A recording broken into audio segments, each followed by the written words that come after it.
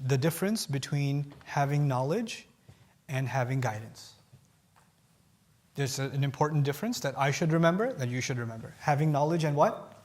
Having guidance. And another difference that you and I should remember is being Muslim and having guidance. Let's talk about the difference between having knowledge and having guidance. You can have a lot of knowledge of the Quran, but still not have guidance. You can be a Muslim, but still not have guidance.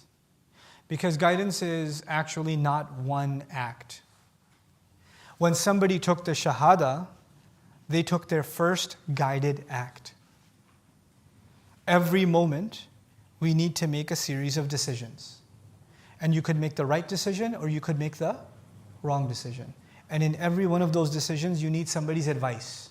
And Allah is saying, I am willing to give you constant advice on every one of those decisions. I'm willing to help you and assist you in every one of those decisions. This is the idea of seeking Allah's guidance. The choices we have to make on a day-to-day, minute-to-minute, hour-to-hour basis, are those choices within Allah's guidance or beyond Allah's guidance?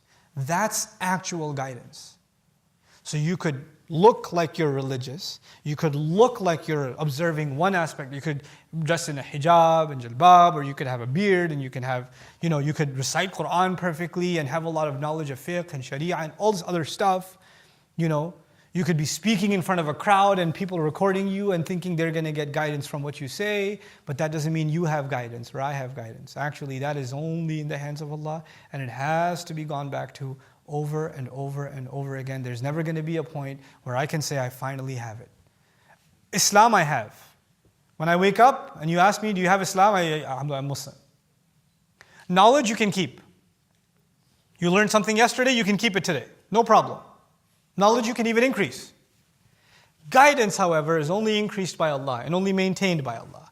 And it can be given and it can also be taken away. The moment you stop appreciating it, it can be taken away. It can be taken away. And you can tell guidance, you can experience guidance with how emotionally connected you are with Allah in your salah. The practical gauge for it is how much are you moved in your prayer and how much are you moved in your dua? How much do you actually converse with Allah Azza wa Jalla?